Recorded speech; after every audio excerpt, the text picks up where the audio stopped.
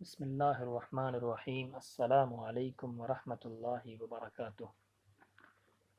Students, today we will learn about Jumlatun Ismiya, about nominal sentence.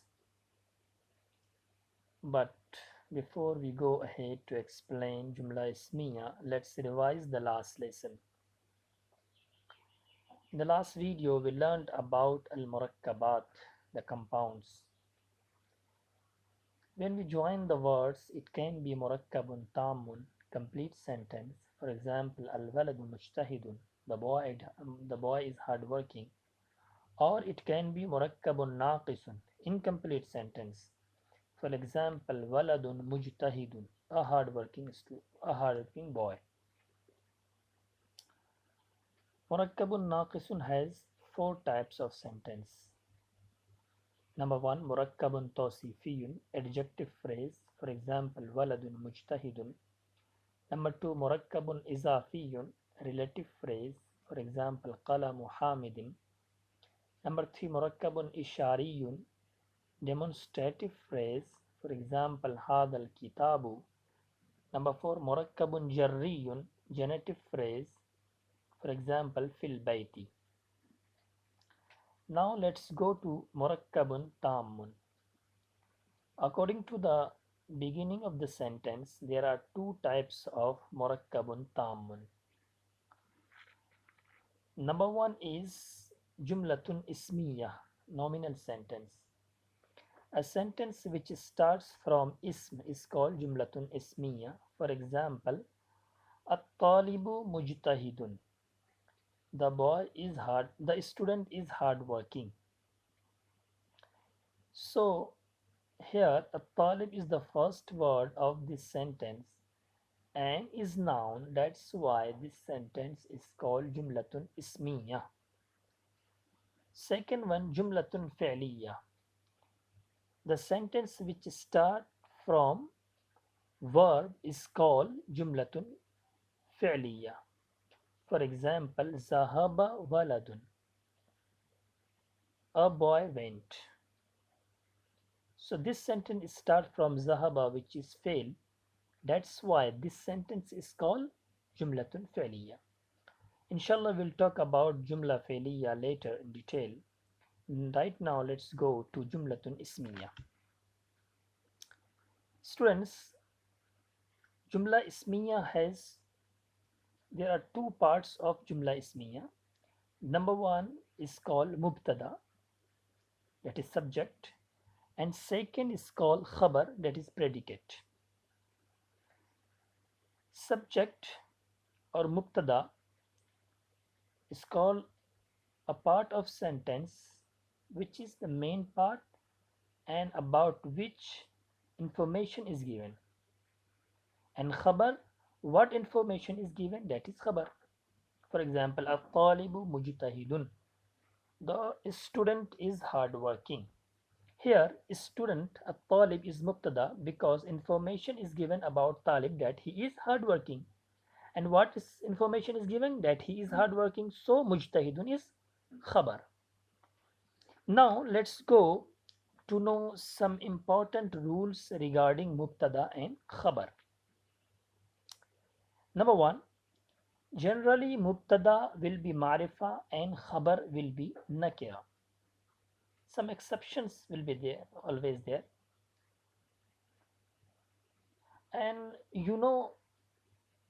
students, you were already taught about marifa and nakira last year, that every definite and proper nouns are called marifa. For example, Hamidun is a name of particular boy. For example, Delhi, name of particular city. For example, Al-Ustazu. Al-Ustaz is also marifa because of adding alif lam. Any common noun, when any common noun is added alif lam before that, will be marifa. And next example is Baytu Muhammad. Here Bayt is also marifa because of izafat to marifa. When any common noun will be muzaf of any proper noun, that common noun also will become ma'rifa. And all indefinite and common nouns are called nakira. For example, qalamun, any pen.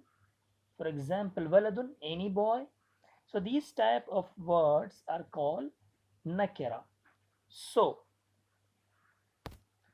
mubtada mostly will be marifa and khabar mostly will be nakira. Number 2, in i'rab, both marifa and nakira, both will be marfu in nominative case. It means that if mubtada is wahid, so khabar also will is if mubtada then mubtada will accept a pesh. If mubtada is tasmiya, then mubtada will accept alif noon in the last.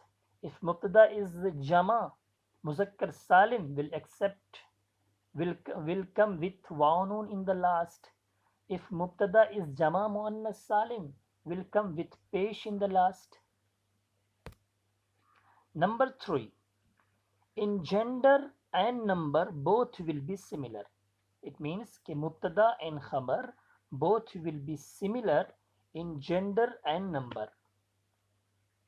It means कि if mubtada will be muannas, so khabar will also be muannas.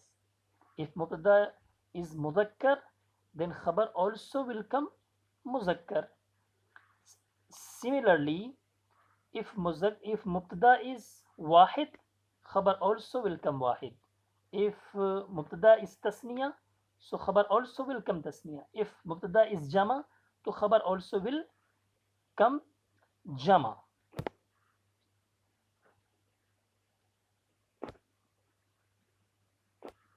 For example, al-waladu salihun, al-bintu salihatun. So here, al-walad, al-bint. Al-walad is singular, al-bint is singular. Salihun, al-walad is singular, so salihun also khabar is also singular. Al-walad is muzakkar, salihun also is muzakkar. Al-bint singular, salihatun is singular. Al-bint muannas, salihatun is also muannas. So in number and gender both will be similar, but mubtada always will be marifa and khabar will be nakira as given here. الزهرتان جميلتان الولدان جميلان. زهرتان مؤنث جميلتان مؤنث. الولدان مذكر جميلان مذكر. المسلمون صادقون. مسلمون مذكر صادقون مذكر. المسلمات صادقات. المسلمات مؤنث صادقات مؤنث. In short, in i'rab, in gender and in number both will be similar. Only difference is that mubtada will be marifa and khabar will be nakira. That's it for today.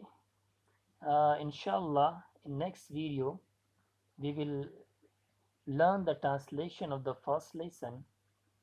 Wassalamu alaikum wa rahmatullahi wa barakatuh.